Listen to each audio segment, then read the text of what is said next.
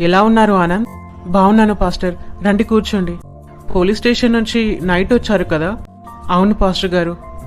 Sir case వెనక్కి తీసుకునేలా చేసినందుకు thank you so much pastor గారు. మీ మేలు నా జీవితంలో మర్చిపోలేను. చూడు ఆనంద్, ఏది తప్పు ఏది ఒప్పు అని తెలుసుకునే ఏజ్, ఆ పరిపక్వత నీకుంది. ఒక తప్పును మనం చేస్తున్నప్పుడు లేదా చేయాలనే ఆలోచన కలుగుతున్నప్పుడు మనసులో ఏదో ఒక మూలన ఇది తప్పు, దేవుడు చూస్తున్నాడు అనే భావం కలుగుతుంది. పరిశుద్ధాత్ముడు హెచ్చరిస్తూనే ఉంటాడు. అది వినకుండా మనం ఆ గుంతలో దిగామా ఇంకా ఏం చేసినా తప్పనిపించదు. నన్నెవరూ చూడట్లేదు, నేనేం చేసినా ఎవరికి కనిపించదు అని అనుకుంటారు. కానీ సమస్తం చూస్తున్న దేవునికి అన్నీ తెలుసు.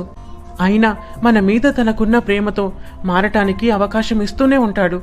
మారే ఆనవాళ్ళు కనిపించకపోతే ఇదిగో ఇలా ఒక జలకిస్తాడు. కాబట్టి ఇది నీ మంచికే అనుకో. ఇంకో పెద్ద ఉపద్రవం కలగకుండా నిన్ను ఇక్కడే ఆపేశాడని అనుకో. దేవుని దగ్గర పశ్చాత్తాపడి క్షమించమని అడుగు. అంతేకాదు, నమ్మకం అనేది అద్దం లాంటిది. ఒక్కసారి ముక్కలైందా అతుక్కోవడం చాలా కష్టం. ఎంతో కష్టపడి అతికించినా మునుపటి ఆకారంలోకి రాదు.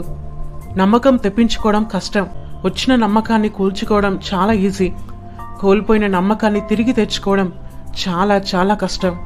కాబట్టి ఇలాంటి తప్పులు మళ్ళీ జరగకుండా చూసుకో. అర్థమైంది పాస్టర్, ఇంకా జీవితంలో ఇలాంటి తప్పులు చేయను. మంచిది, సరే నేను వెళ్ళొస్తాను. సరే పాస్టర్, మరొకసారి థ్యాంక్ యూ సో మచ్.